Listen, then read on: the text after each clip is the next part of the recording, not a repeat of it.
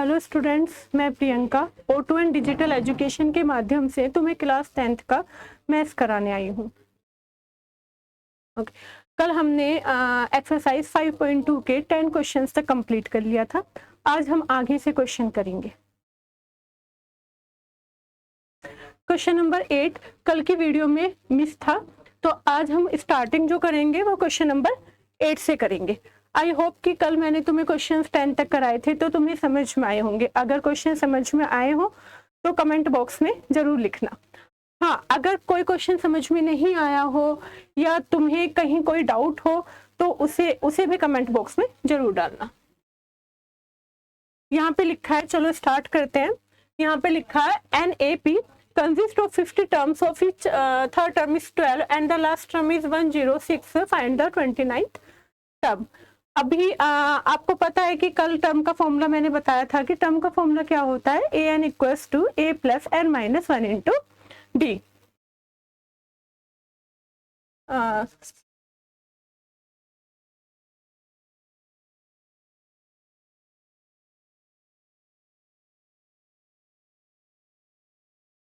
solution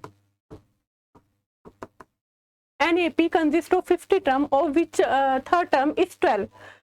तुम्हें सबको formulas पता है, AN equal to A plus N minus 1 into D, which third term is 12। 12 it means last term और third मतलब N की वैल्यू। तो 12 तुम्हें दिया है equal to A plus 3 minus 1 into D, या 12 equals to A plus 2D। तुम इसको ऐसे भी लिख सकते हो, A plus 2D equal to 12, equation number first. Third term is 12। यहाँ तक सभी बच्चों ने क्वेश्चन अपना आप कर लिया होगा, क्योंकि इतने क्वेश्चन करने के बाद तुम्हें फॉर्मूला भी याद हो गया होगा और क्वेश्चन करने का तरीका भी। तो A plus 2D equal to 12, equation number first. And the last term आगे लिखा है NAP consists 50 terms and the last term is 106। आगे करो, यहाँ पे इसी फॉर्मूले से 106 इक्वल टू 106 इक्वल टू क्या दिया है, A plus 49D। A plus 49D। 49 कहाँ से आया पता ही है तुम सबको, A plus N minus 1 into D formula होता है। तो A प्लस क्या हो गया, 50 माइनस 1 49D इक्वल टू 106। ठीक है, तो A प्लस इक्वेशन बनी थी हमारी A plus 2D equal to 12 और A plus 49D equal to 106, equation number 2। अब देखो चैप्टर नंबर 3 में हमने एलिमिनेशन और सब्स्टिट्यूशन दो मेथड किए थे, लेकिन इस वाली एक्सरसाइज में मैंने A और D की वैल्यू फाइंड करने के लिए तुम्हें एलिमिनेशन मेथड कराया था। तो एलिमिनेशन मेथड से अब सभी बच्चे अपना आप करेंगे एलिमिनेशन मेथड से। अगर क्वेश्चन सोल्व नहीं होगा तब तुम जाकर इस वीडियो को चेक करना कि तुमसे क्वेश्चन कहाँ से सोल्व नहीं हुआ। A plus 2D equal to 12 और A plus 49D equal to 106। Solve करो इसको, माइनस माइनस माइनस, ये तुम्हारा कट हो गया, माइनस 49 प्लस 2 तो कितना बचा, माइनस 47D इक्वल टू, इसको आगे माइनस करो 106 में से 12 माइनस करो, 6 2 4 10 1 9, कितना बचा, माइनस 94। क्वेश्चन को सॉल्व करती बार तुम्हें ये जरूर चेक करना है कि अगर किसी का भी साइन या प्लस का हो या माइनस का, जो भी बड़ा होता है वही साइन हम इसमें लगाते हैं। तो D की वैल्यू तुम्हारी क्या हो गई, माइनस 94 अपॉन माइनस 47, माइनस से माइनस कट 47 टू जा कितना हो गया 94। D की वैल्यू तुम फाइंड कर चुके हो। इसके बाद अब हम A की वैल्यू निकालेंगे। हाँ, एक चीज जरूर ध्यान रखना है कि जब तुम क्वेश्चंस के इतने सारे मेथड्स पढ़ चुके हो तो तुम्हें क्वेश्चंस उसके बाद अपने आप करना है। अगर अपने आप क्वेश्चन करोगे तो तुम्हारा कॉन्फिडेंस आएगा। ठीक है, D इक्वल टू 2, D की वैल्यूज को तुम कोई भी इक्वेशन में, कोई भी एक इक्वेशन में रखो तो ये हमारा हो जाएगा A plus 2D equal to 12। तो A plus 2 into 2D equal to 12, A plus 2D equal to 12, तो D की वैल्यू क्या थी यहाँ पे 2, तो A plus 2D equal to 12, तो A प्लस 4 इक्वल टू 12, तो A की वैल्यू क्या हो गई हमारी 12 माइनस 4 इक्वल टू 8। देखो मैं फिर से एक बार क्वेश्चन समझाती हूँ, क्वेश्चन समझाऊंगी तो इसमें तुम्हें सारे तरीके, सारे मेथड क्लियर हो जाएंगे। ठीक है, अगर कल किसी ने मेरी लास्ट वीडियो नहीं देखी है तो वो पहले लास्ट वीडियो जरूर देखे। लास्ट वीडियो में जाकर तुम्हें सारी फॉर्मूले और तुम्हें सारे डाउट्स क्लियर हो जाएंगे इस क्वेश्चन को करती बार।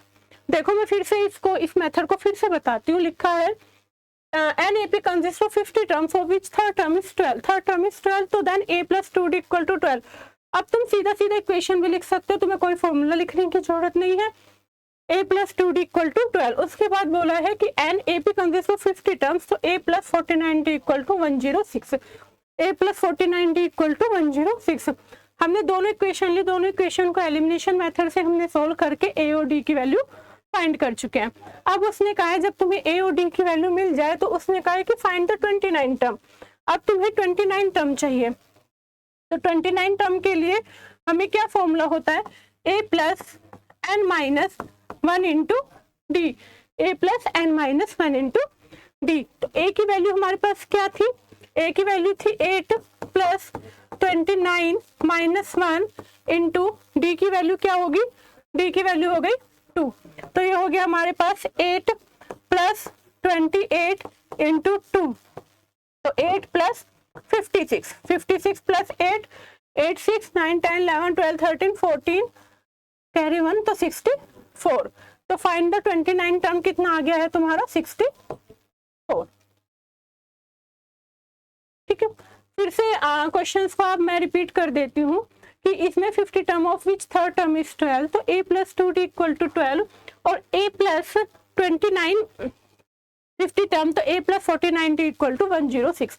तुम दो इक्वेशन फाइंड कर चुके हो, दोनों इक्वेशन को किसी भी मेथड से सॉल्व करके a और d की वैल्यू फाइंड आउट करोगे और a और d की वैल्यू फाइंड आउट करके वापस हमें फाइंड द 29 टर्म पूछी है, तो a प्लस 29 माइनस 1 इंटू 2, तो 8 प्लस 28, क्योंकि a की वैल्यू 8 थी और d की वैल्यू 2 थी, हम तो हमने इसमें इस इक्वेशन में वैल्यू पुट कर दी है।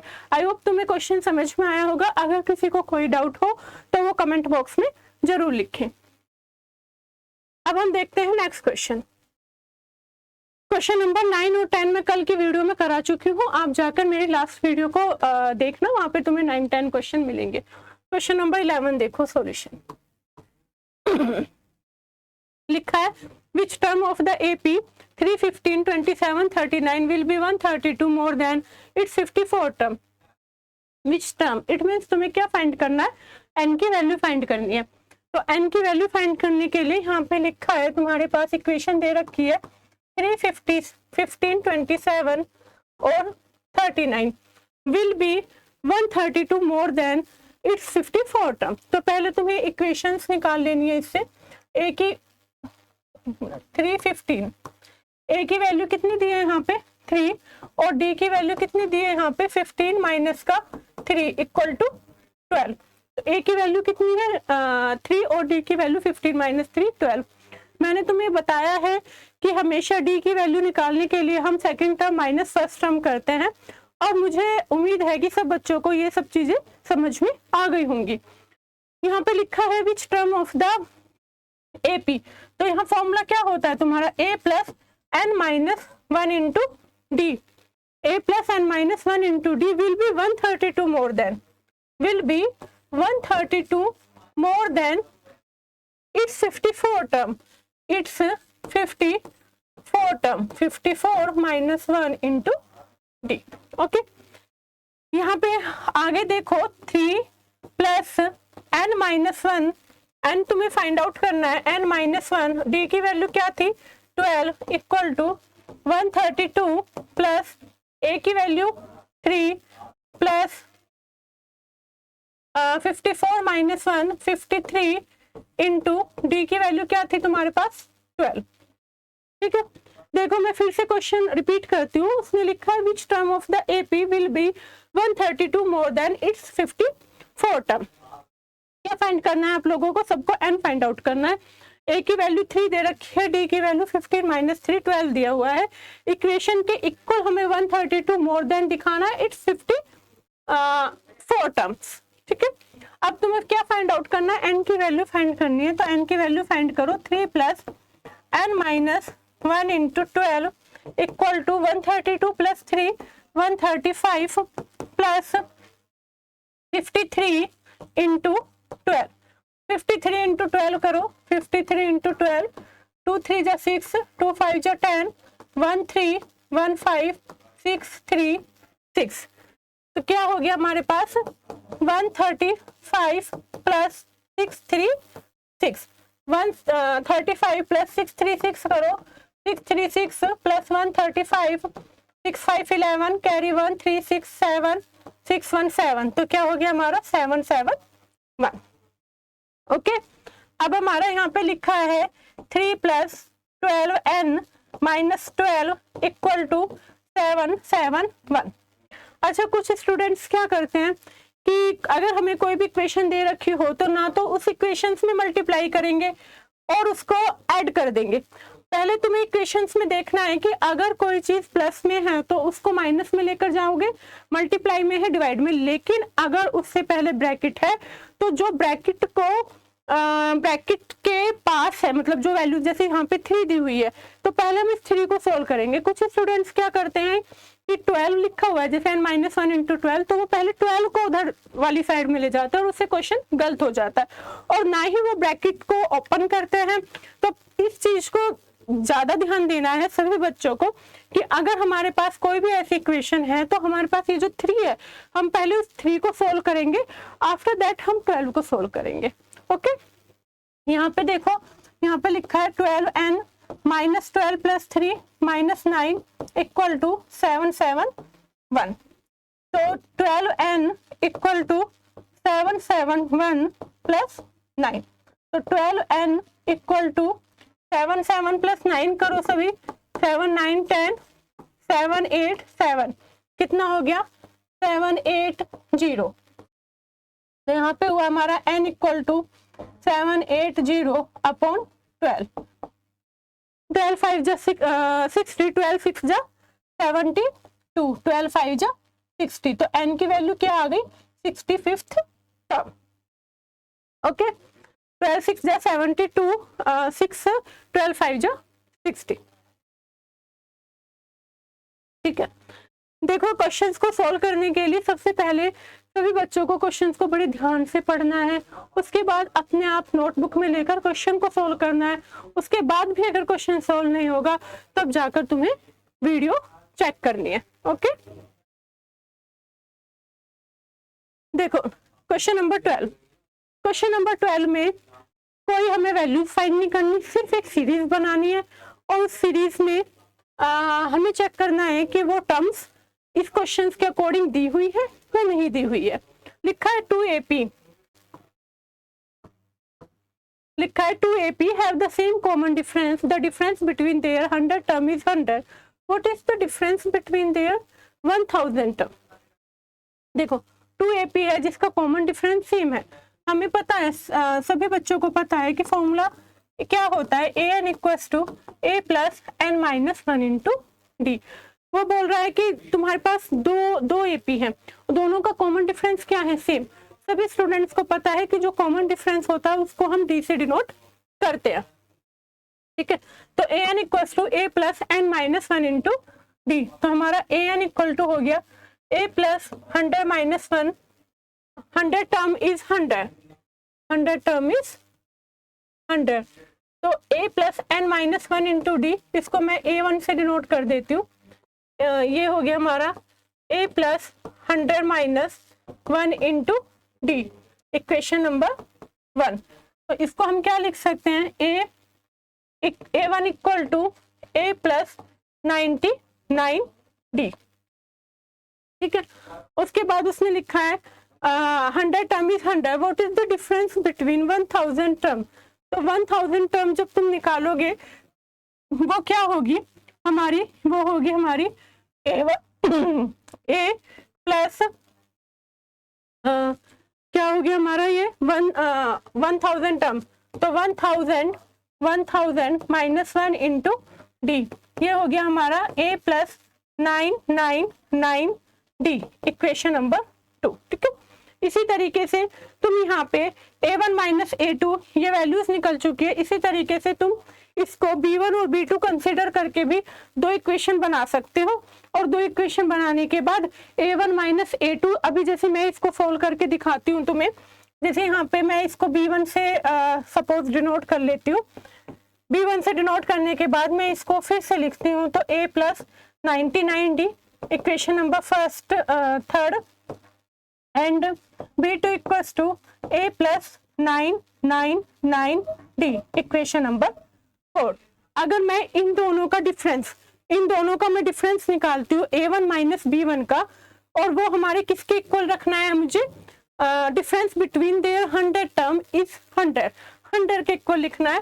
तो यहाँ पे सब्ट्रैक्ट करो, subtract equation 2 by equation 1। Okay, जब इसको सब्ट्रैक्ट करोगे तो यहाँ पे हो गया हमारा A2 minus A1, sorry equation third में से फर्स्ट इक्वेशन को माइनस करना है, तो मैं इसको लिखूंगी B1 माइनस A1। सब्ट्रैक्ट मैं कर रही हूं इसको इक्वेशन थर्ड में से इक्वेशन फर्स्ट को। ओके, तो मुझे मैंने देखा है कि A1 equals to A plus 99D है और B1 equals to A plus 99D है, तो दोनों को सब्ट्रैक्ट करो तो ये मेरा हो जाएगा A1 माइनस B1, तो ये हो गया हमारा A plus 99D minus B1 A plus 99D equal to क्या दे रखा है हमें, 100। Okay, A plus 99D minus A plus 99D equal to 100। हम इसको A1 और A2 से भी डिनोट कर सकते हैं। ठीक है, तो इनका जो डिफरेंस हुआ वो A1 plus 99D minus A2 plus 99D equal to 100। हमें ये दिखाना था कि जो है दोनों का कॉमन डिफरेंस क्या है, वो सेम होना चाहिए। अगर मैं A1 माइनस B1 क्या है, अगर मैं इसको A2 माइनस B2 भी करती हूँ, तो दोनों इक्वेशन से हम देखेंगे कि A2 माइनस B2 किसके इक्वल हो जाएगा, A1 माइनस B1 के। ओके, क्वेश्चन नंबर ये 12 था। इस क्वेश्चन में क्या कहा था कि अगर कॉमन डिफरेंस सेम है तो तुम्हें what is the difference between their 1000 term, तो क्या होगा कि जो फर्स्ट वाली एपी की सीरीज होगी वो सेकंड वाली इक्वेशंस के इसमें इक्वल होगा। क्वेश्चन नंबर 13, अब हम आगे चलते हैं। क्वेश्चन नंबर 13 देखो, ऐसे क्वेश्चंस काफी इंपॉर्टेंट होते हैं, ये तुम्हें आगे भी काम आते हैं। अगर तुम बच्चों सपोज करो अगर तुम किसी कॉम्पिटिटिव एग्जाम की प्रिपरेशन करते हो तो इस तरीके के क्वेश्चन उसमें दिए हुए होते हैं। ओके, एपी देखो इतनी इंपॉर्टेंट चैप्टर है, एपी हमारा काफी इंपॉर्टेंट चैप्टर है, ये तुम 10th में तो पढ़ोगे, अदरवाइज अगर तुम किसी एग्जाम में की प्रिपरेशन करोगे आफ्टर 12th तो ये वहां पे भी तुम्हें ये वाला चैप्टर करना पड़ेगा, इसलिए इसको अभी ध्यान से पढ़ना जरूर। लिखा है how many 3 digit numbers are divisible by 7। 3 digit number, देखो 3 डिजिट नंबर जो होता है वो हमारा कहाँ से शुरू होता है, 3 डिजिट नंबर 100 है ना, सभी बच्चों को पता होगा, क्योंकि मुझे पता है कि जो भी बच्चा इस वीडियो को देख रहा है ना, वो बच्चा काफी इंटेलिजेंट है, वो मुझसे भी इंटेलिजेंट है, मुझे नहीं कुछ भी पता है, आप कुछ सब कुछ जानते हो।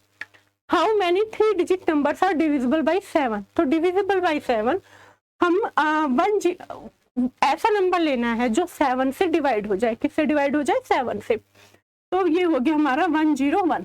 अब देखो चेक करके कि क्या 101 7 से डिवाइड होता है, 7 1 जा 7, 3 नहीं हो रहा क्योंकि रिमाइंडर बच गया। अगर मैं यहाँ पे 5 लिख लूं तो ये हमारा 7 1 जा 7, 7 5 जा 35, तो ये हमारा किससे 7 से डिवाइड हो गया। तो मतलब 3 डिजिट नंबर हमारे 100 से शुरू होते हैं, लेकिन जब मैंने यहाँ पे चेक किया तो 101 102 103 104 वो डिवाइड नहीं होते हैं 7 से, तो हमारा जो डिवाइड हो रहा है 7 से वो कौन सा नंबर है, 105। कौन सा नंबर है, 105। आगे अब देखो डिविजिबल बाई 7, तो 7 है, तो इसमें हम क्या करेंगे, 7 ही ऐड कर दो। जब तुमने 7 ऐड करा तो क्या हो गया, 112। लेकिन रफ नोटबुक में ये जरूर देखो क्या 112 हमारा 7 से डिवाइड होता है? 4 7 2 जा 7 6 जा 42।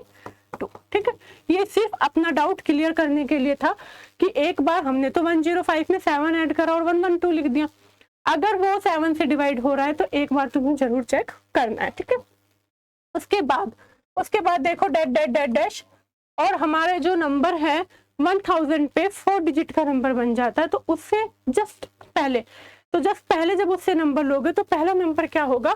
999 999 डिवाइड नहीं होगा 7 से, 998 पे पहुंचो, 998 पे, तो 998 पे पहुंचो, 7 998 7 1 जा 7 2 7 4 जा 28 7 4 जा 28 1 8 नहीं कटा, तो यहाँ पे अगर मैं क्या रख लूं 4, 8 के स्पेस पे 4 रख लूं तो ये हमारा क्या हो जाएगा 7 2 जा 14, तो हमारा नंबर क्या है 994।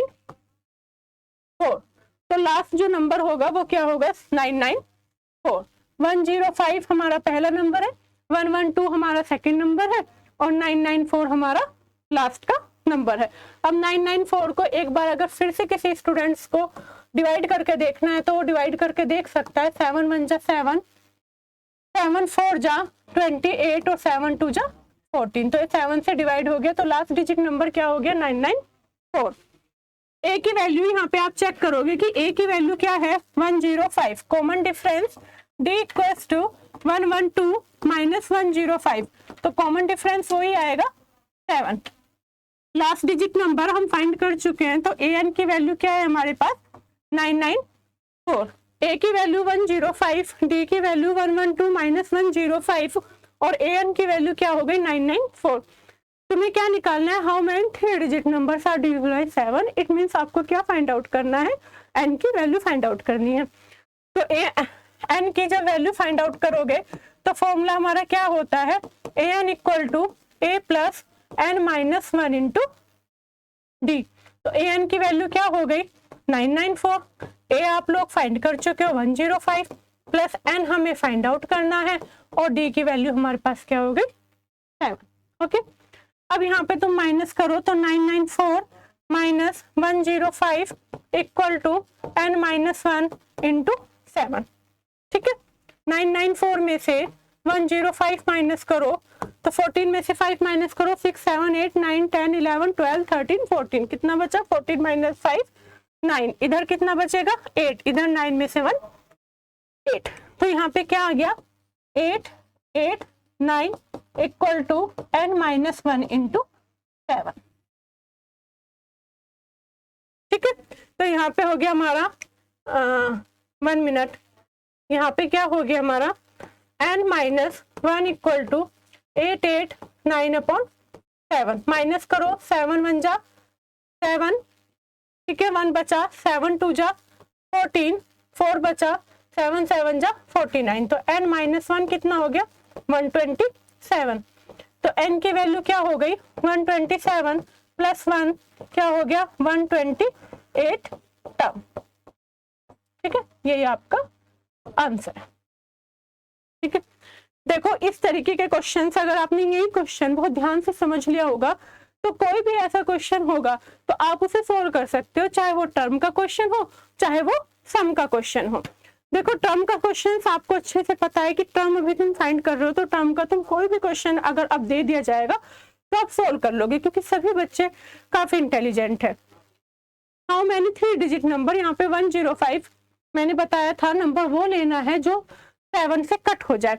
अगर तुम नहीं तो रफ नोटबुक पे 7 से डिवाइड करके देखोगे, उसके बाद 105 के जस्ट बाद देखोगे नंबर, 105 के जस्ट बाद का नंबर क्या हो गया 112, उसके बाद लास्ट में हमारा नंबर 1000 पहुंचता है, लेकिन 1000 पे वो 4 टर्म्स का नंबर हो जाता है, 4 डिजिट का नंबर हो जाता है, तो हम 999 से शुरू करेंगे, लेकिन 999 से शुरू करते हुए हमें ये देखना है कि वो नंबर किससे कट हो जाना चाहिए 7 से। ठीक है, तो हमने ये वैल्यू फाइंड कर लिया है, जब हमारे पास सीरीज बन जाएगी तो वैल्यू को n की वैल्यू फाइंड आउट करना आपके लिए काफी इजी हो जाएगा। अब नेक्स्ट क्वेश्चन पे चलो, क्वेश्चन नंबर 14, क्वेश्चन नंबर 14 में लिखा है how many multiples of 4 lie between 10 and 250। 4 के मल्टीपल्स, हाउ मेनी मल्टीपल्स, है ना, वही तुम्हें फाइंड आउट करना है। इट मींस क्या फाइंड करना है, एन की वैल्यू फाइंड करनी है। 4 lie between, how many multiples of 4 lie between 10 and 250। It means जो तुम्हारा 4 के मल्टीपल बनाए, है ना, 4 के मल्टीपल बनाए, लेकिन वो नंबर होने की कौन से चाहिए, जो 10 और 250 के बीच के हो। तो नंबर बताइए 10 के बाद कौन सा नंबर आएगा, सॉल्यूशन 10 के बाद तुम्हारा कौन सा नंबर आएगा, 12। देखो ये 4 का मल्टीपल है, 4 से डिवाइड हो रहा है। 12 के बाद कौन सा नंबर आएगा, 16 नंबर आएगा। और 16 के बाद 4 3 जो 12, 4 4 जो 16, 4 5 जो 20। देन लास्ट में लास्ट टर्म तुम्हारा क्या हो गया, मेरे ख्याल से 248। देखो 250 को, वैसे तो उसने बोला इन दोनों के बीच का ही नंबर लेना है, तो 250 को डिवाइड करने की जरूरत है नहीं। अगर वो बोलता 4 लाई बिटवीन, अगर उसमें नहीं लिखता तो हम 250 को भी एक बार डिवाइड कर देख लेते कि हाँ वो डिवाइड हो पा रहा है या नहीं हो पा रहा है। ठीक है, अब तुम देखो लास्ट वाला नंबर क्या हो गया, 248। 248 को 2 से 4 से डिवाइड करो,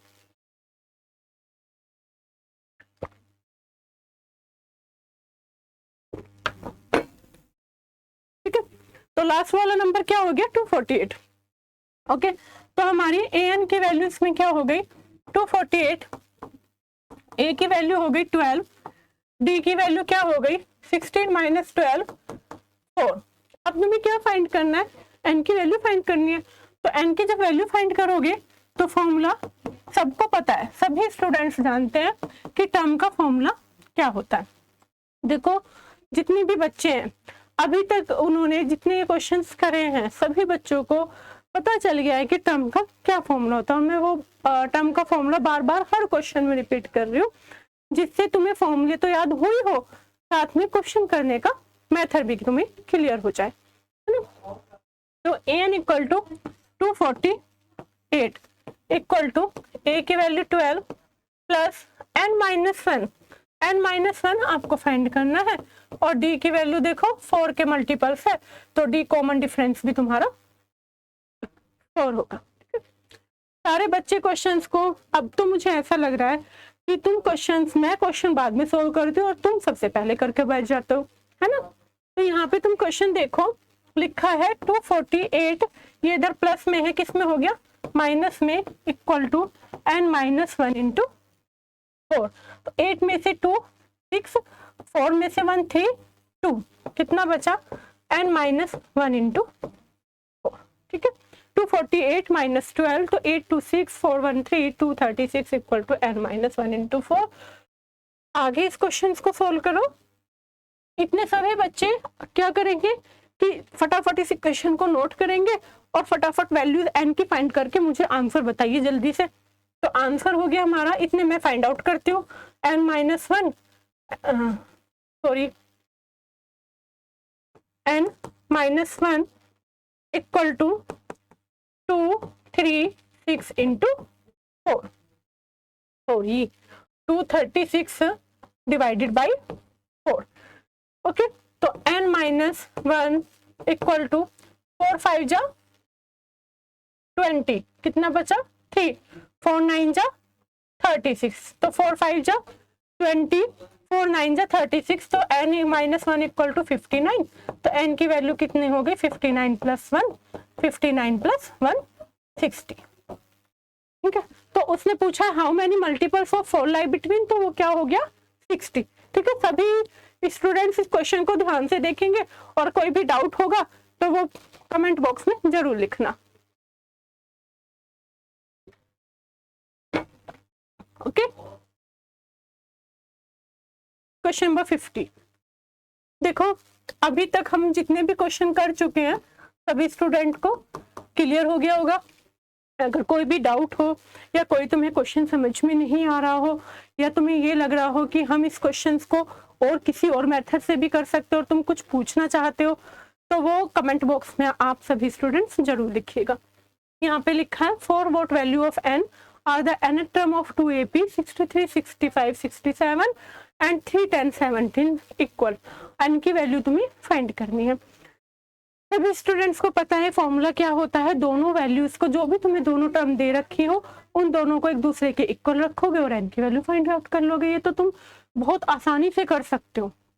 यहाँ पे लिखा है 63, 65, 67 इक्वल टू इसका 3, 10 और 17।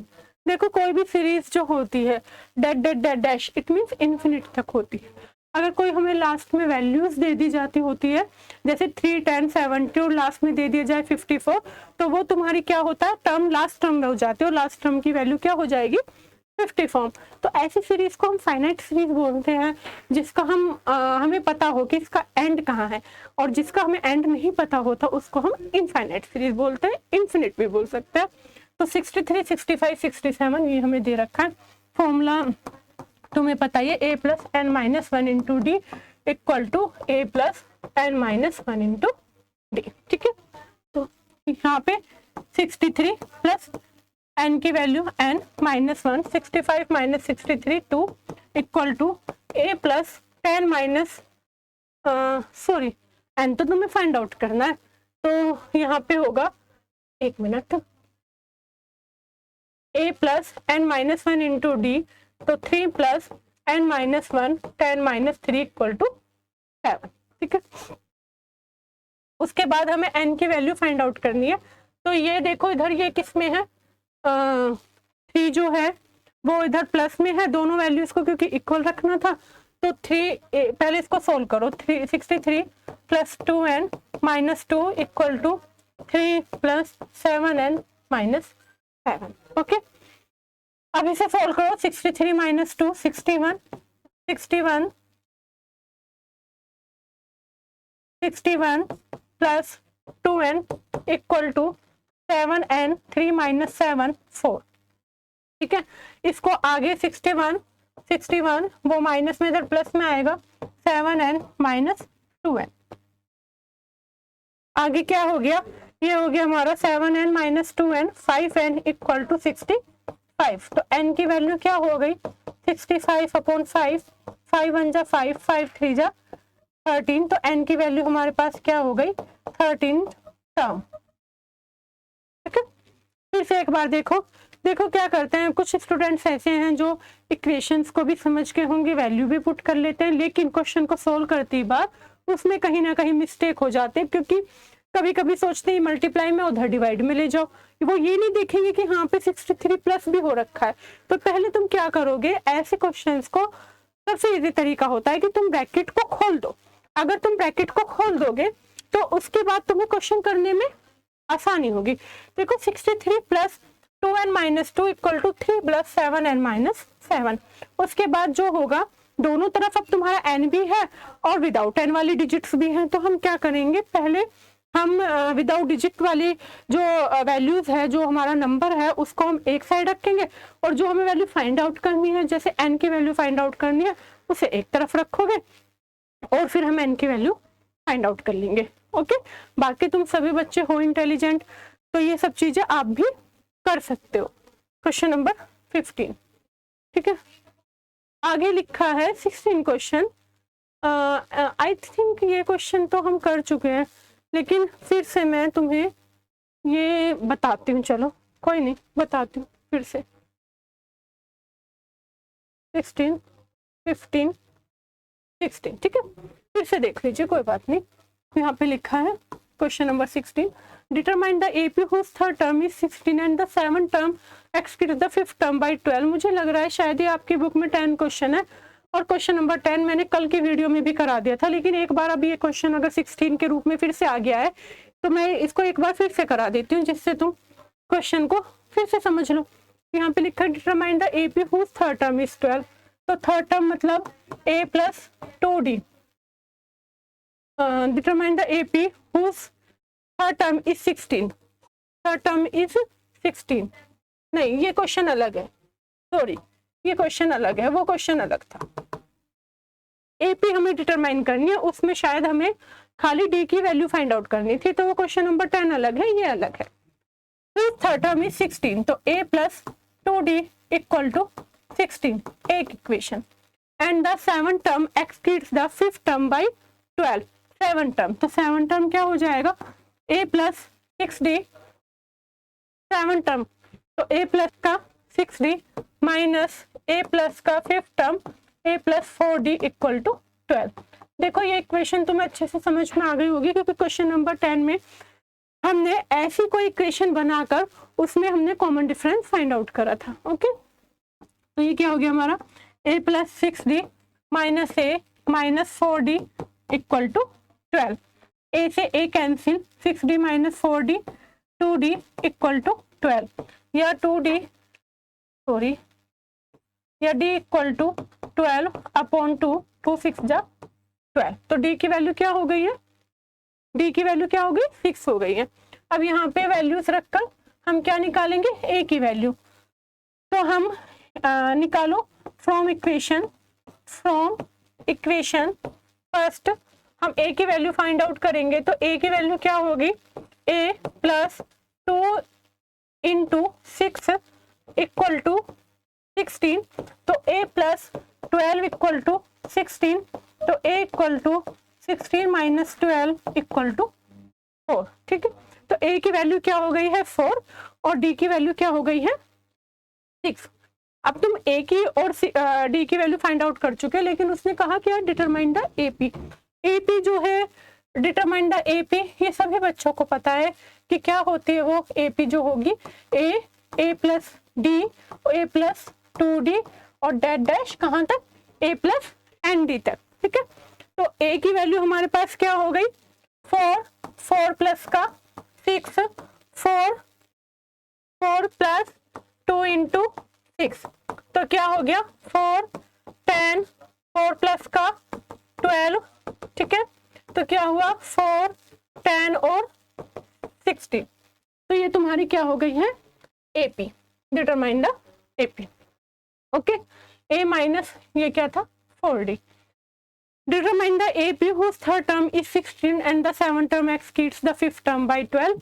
तो ये हम फाइंड आउट कर चुके थे, a plus 2d equal to 16, और ये दो हमने इक्वेशन लिखी है, इक्वेशन को रखकर हमने d की वैल्यू निकाल दी है, फिर वो वापस वैल्यू को रखोगे a की वैल्यू निकाल लोगे, उसके बाद सीरीज निकालोगे। ठीक है, a plus d, a plus 2d, a plus 3d। ठीक है, देखो AP चैप्टर बहुत अच्छा चैप्टर है और बहुत ही इजी चैप्टर है ना। ये तुम्हें अगर एक बार इस चैप्टर को तुमने ध्यान से समझ लिया तो कभी भी इस चैप्टर को कभी नहीं भूलोगे, ये इतना इजी चैप्टर। देखो कुछ क्वेश्चंस इसके ऐसे हैं जो RS अग्रवाल में दे रखे हैं, RD शर्मा में दे रखे हैं, काफी इंपॉर्टेंट क्वेश्चन है। कुछ क्वेश्चन ऐसे हैं, वो भी मैं तुम्हें इस क्वेश्चन मतलब लास्ट में जब ये चैप्टर कंप्लीट हो जाएगा मैं लास्ट में वो क्वेश्चन जरूर कराऊंगी। वो क्वेश्चन हमेशा एग्जाम में पूछे जाते हैं, हमेशा। देखो सारे क्वेश्चन करने की जरूरत नहीं होती है, क्योंकि जब हमारे एग्जाम होते हैं ना तो हम सारे क्वेश्चंस का रिवीजन भी नहीं कर पाते, लेकिन कुछ इंपॉर्टेंट क्वेश्चन ऐसे होते हैं, क्योंकि बच्चा क्या करेगा, एनसीईआरटी पढ़ेगा, RS पढ़ेगा या RD पढ़ेगा, या और कुछ स्कूल वाले अपनी कोई बुक लगवा देते हैं वो पढ़ेगा। लेकिन क्या होता है कि एनसीईआरटी अगर तुमने ध्यान से पढ़ लिया तो तुम्हारी सारी चीजें तो उसमें क्लियर हो जाती है, लेकिन कुछ इंपॉर्टेंट क्वेश्चंस होते हैं, हमें उन इंपॉर्टेंट क्वेश्चंस को जरूर करना चाहिए। कभी कभी वही क्वेश्चंस जो होते हैं इंपॉर्टेंट क्वेश्चन वो 4 मार्क्स के 5 मार्क्स के आ जाते हैं, लेकिन वो क्वेश्चंस तुम्हें आते हुए भी नहीं कर पाते, क्योंकि कभी कभी बच्चे सोचते हैं कि ये वाले क्वेश्चंस तो हमने किए ही नहीं, तो वो RS या RD में क्वेश्चन मिलते हैं। तो कुछ क्वेश्चंस मैं तुम्हें जरूर कराऊंगी RS या RD के क्वेश्चन, जब ये चैप्टर हमारा कंप्लीट हो जाएगा, है ना। वो ऐसे क्वेश्चन होंगे जब भी तुम जाकर वीडियो में देखोगे ना और फिर अपना एग्जाम दोगे तो तुम देखोगे कि हाँ मैम सही बोल रही थी कि कुछ क्वेश्चंस तो ऐसे हैं जो मैम ने हमें कल के वीडियो में ही कराए हैं।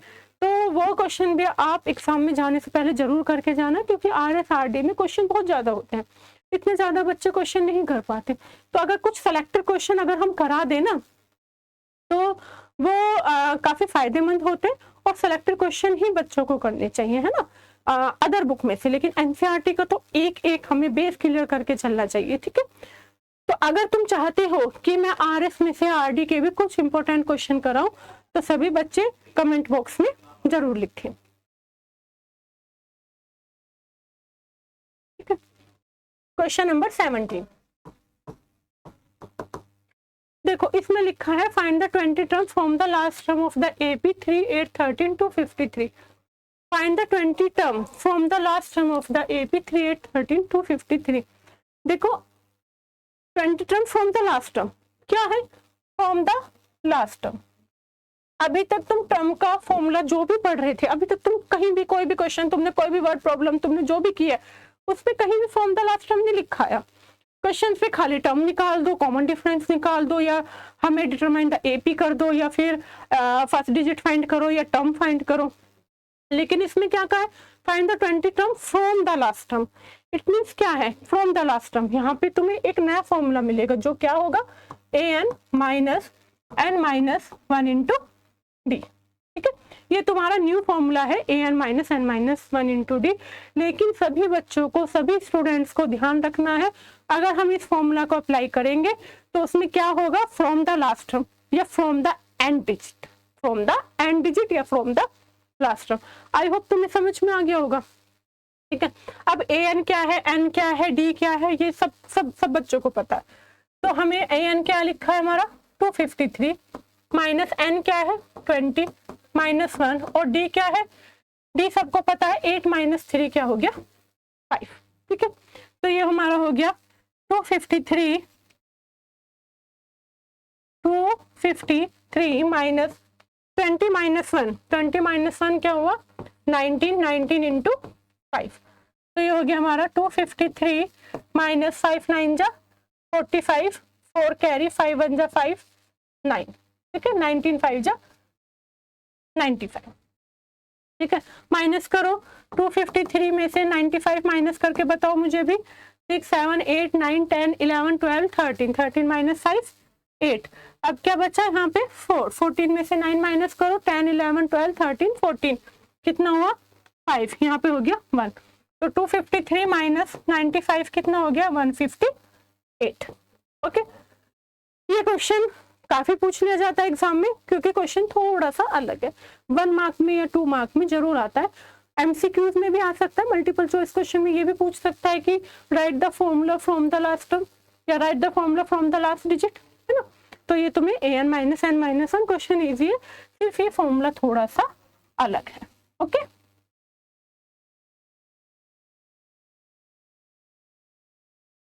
अब आओ क्वेश्चन नंबर 18 पर। ठीक है, क्वेश्चन नंबर 18 लिखा है the sum of the fourth and 8th term of an AP is 24 and the sum of the 6th and 10th term is 44. Find the first 3 term of the AP. The sum of the 4th and 8th. तो the sum of the fourth क्या हो गया, मैं direct question करती हूँ। The sum of the fourth तो a plus 3d plus and 8 term तो a plus 7d equal to क्या हो गया 24, इक्वेशन नंबर 5। ठीक है, तो a प्लस a क्या हो गया 2a plus 7 plus 3 10d equal to 24। ठीक है, ये क्या हो गया मेरी इक्वेशन नंबर 1। ठीक है, लेकिन देखो हम ऐसे भी छोड़ सकते हैं, अगर कोई क्वेश्चन हमारा सिंपलेस्ट फॉर्म में बन सकता है तो हम सिंपलेस्ट फॉर्म में बना देते हैं। सिंपलेस्ट फॉर्म सभी बच्चों को पता है, जैसे फ्रैक्शन में पढ़ते थे ना अभी तक क्लासेस में, जैसे 7th 8th में तुमने पढ़ा होगा, सपोज 7/14 दे दिया हो तो 7/14 को क्या लिखोगे 1/2, 8/16 दे दिया तो 8/16 को क्या लिखोगे 1/2। इसी तरीके से हम इसको भी सिंपलेस्ट फॉर्म में बना सकते हैं, 2 से डिवाइड कर दो तो a प्लस 2 5 जा 10 और 2 1 जा 2 2 2 जा 4। सिंपलेस्ट फॉर्म में बनाने में क्या होता है कि हम जब क्वेश्चंस को सॉल्व करते हैं ना तो थोड़ा वो जल्दी हो जाता है। ठीक है, और सिंपलेस्ट फॉर्म में जैसे सपोज हम किसी भी क्वेश्चन को किससे डिवाइड कर रहे हो, सॉरी a प्लस यहाँ पे 10d था। ठीक है, अगर हम मान लो 2 से डिवाइड कर रहे हैं तो क्या करते हैं, कुछ बच्चे लेफ्ट हैंड साइड तो कर देंगे लेकिन राइट हैंड साइड छोड़ देते हैं, तो हमें वो left hand right hand side दोनों करनी पड़ती है।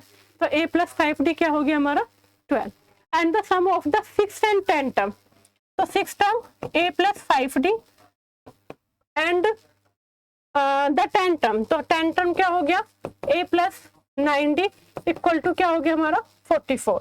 तो ये हो गया 2a प्लस का 2a प्लस 5d क्या हुआ हमारा 2a plus 9 plus 5 14d equal to क्या हुआ हमारा, क्या दिया हुआ है उसने 44। इसको भी सिंपलेस्ट फॉर्म में बना सकते हो, तो a plus 7d equal to 22। मैंने दोनों ही इक्वेशन को 2 से डिवाइड किया है, इक्वेशन फर्स्ट को भी, इक्वेशन सेकंड को भी।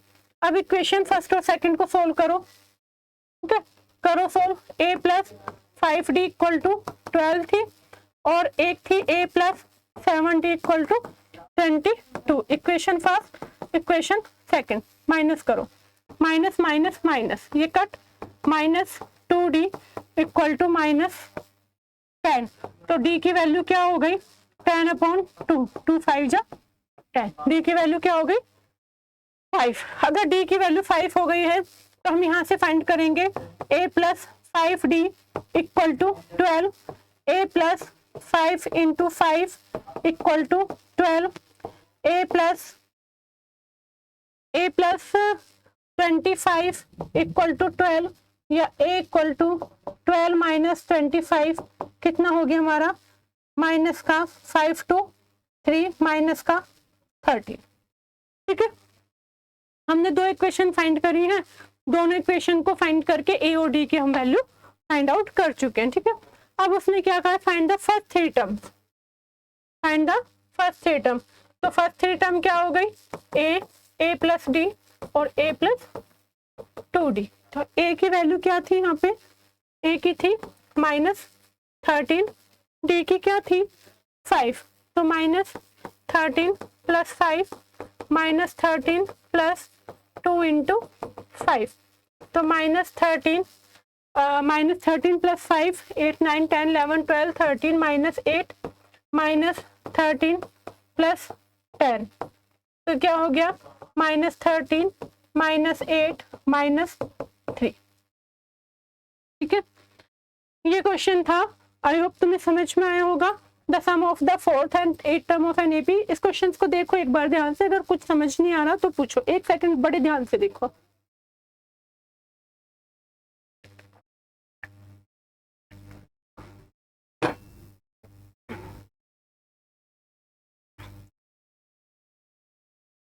ठीक है, क्वेश्चन नंबर 18 तुम्हें समझ में आ गया होगा। क्वेश्चन नंबर देखो 19। क्वेश्चन नंबर 19 में लिखा है, Subbarao started work in 1995 at an annual salary of 5,000 and receive an increment of 200 each year। देखो इनकी जो सैलरी थी कितनी थी 5,000, और जो इंक्रीमेंट होता है वो 200 होता है ईच ईयर। तो इंक्रीमेंट जो हो रहा है इट मीन्स वो क्या है, इंक्रीमेंट हो रहा है 200 रुपीज हमेशा, मतलब हर साल जो है इंक्रीमेंट होता है कितना 200 रुपीज। तो 200 तुम्हारा क्वेश्चन से ही पता चल रहा है कि अगर कोई भी जैसे सीरीज होती है उसमें इंक्रीमेंट इस तरीके से होता चला जाए सेम 200 200 200, तो वो क्या हो जाएगा तुम्हारा कॉमन डिफरेंस, क्योंकि वो जो कॉमन डिफरेंस है ना वो सेम है, 200 रुपीज ही इंक्रीज हो रहे हैं।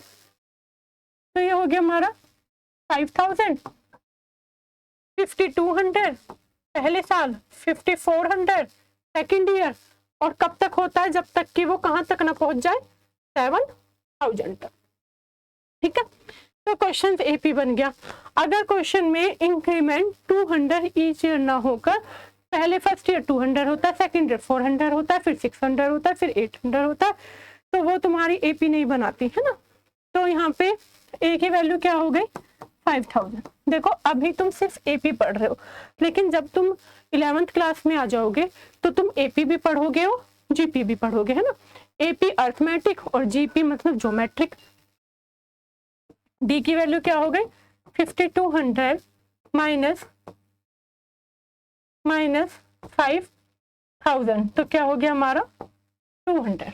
ओके, ए की वैल्यू भी हो गई है और डी की वैल्यू भी हो गई है। ए एन तुम्हें क्या दे रखा है, ए एन क्या दिया है हमें 7,000। ओके, क्या फाइंड आउट करना है, एन फाइंड आउट करना है। तो 7,000 a n equals to a plus N minus 1 into D. तो 7,000 minus 5,000 equal to n minus 1 into 200, तो कितना बचा 2,000 equal to n minus 1 into 200। तो n minus 1 equal to 2000 upon 200 divide करो 2 1 10, then n minus 1 equal to 10 या n equal to 10 plus 1 equal to 11। ठीक है, उसने क्या पूछा था, work in started work in 1995 at an annual salary of 5000 and receive increment of 200 each year, है ना। तो तुम्हारी जो सीरीज बनी वो बताई दी है मैंने, 5000, 5200, 5400 और कहाँ तक है 7000 तक है। तो अब तुम्हारा फॉर्मूला ए इक्वल टू दिया हुआ है, डी इक्वल टू दिया है, 7000 equal to this, equation value रखोगे और तुम फाइंड आउट कर लोगे। ओके, देखो अगर किसी बच्चे को किसी भी क्वेश्चन में कोई डाउट होता हो या तुम्हें लग रहा हो कि कोई भी तुम्हें प्रॉब्लम आ रही हो, कुछ भी चाहे वो पॉजिटिव हो या नेगेटिव हो, तो सब स्टूडेंट्स को कमेंट बॉक्स में जरूर लिखना है ना। क्वेश्चन नंबर 20 पाओ, क्वेश्चन नंबर 20 क्वेश्चन नंबर 19 की तरह सेम है ना। रामकली जो है save 5 in the first week of year and then increase her weekly saving by 1.75। वो क्या था लास्ट क्वेश्चन में, क्या था कि ईच ईयर, है ना। अब क्या है, हर weekly saving by 1.75। If in the nth work हर वीकली सेविंग बिकम कहाँ तक 20.75 तक।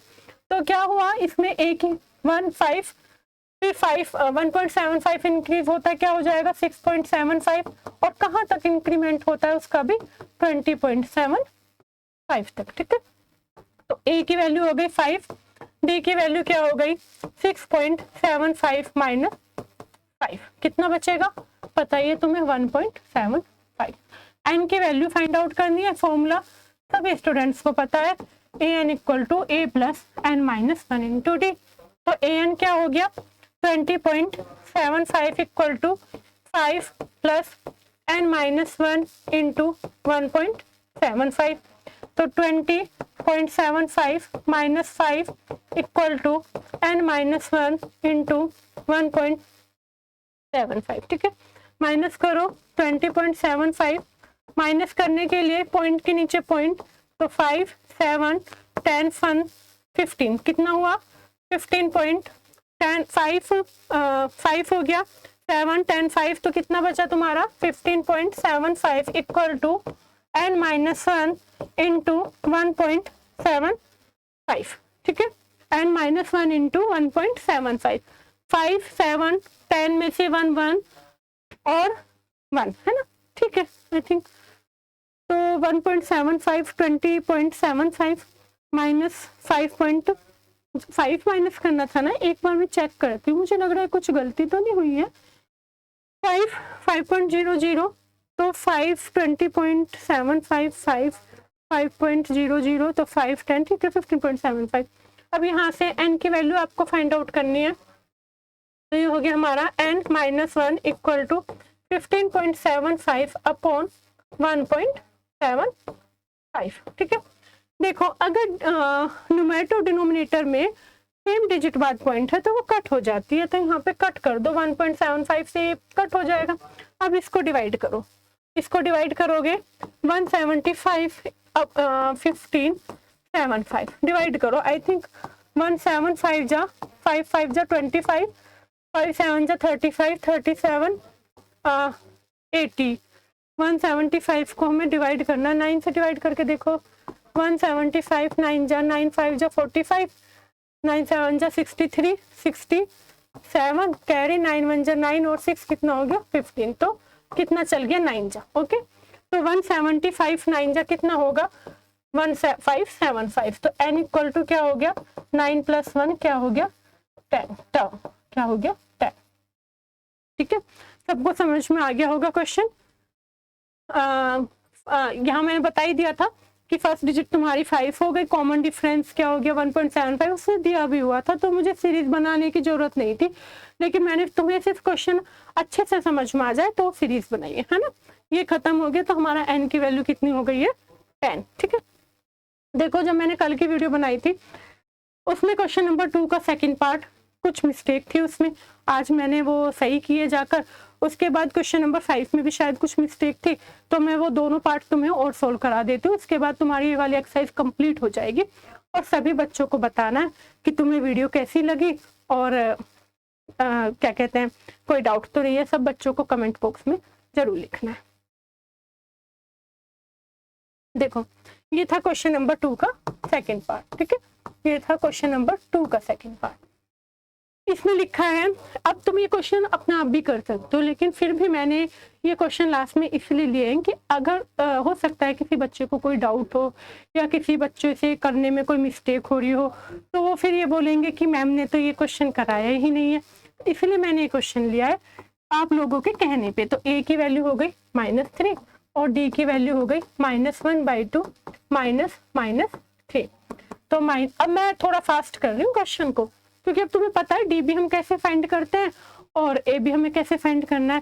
तो -1/2 + 3, ठीक है, तो 2 -1 + 1 2 2 6, तो कितना हो गया हमारा, डी की वैल्यू 5/2। ओके, अब हमें निकालना 11 टर्म। फॉर्मूला सबको पता है, an = a + n - 1 × d, ठीक है।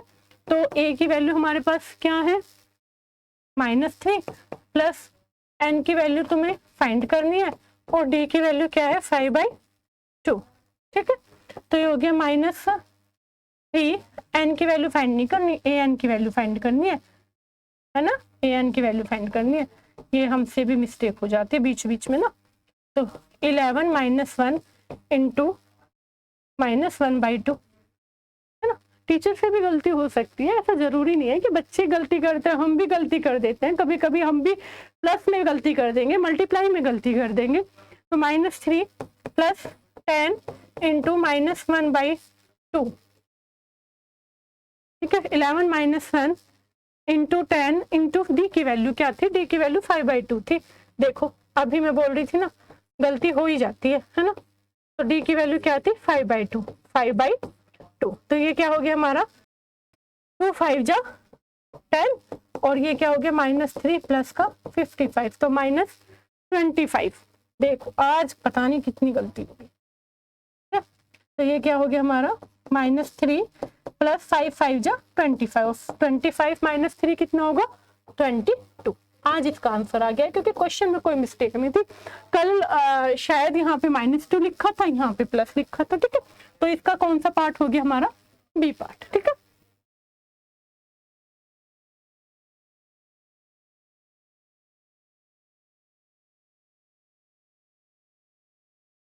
क्वेश्चन नंबर 20 हो गया है, क्वेश्चन नंबर ये भी हो गया है, ठीक है,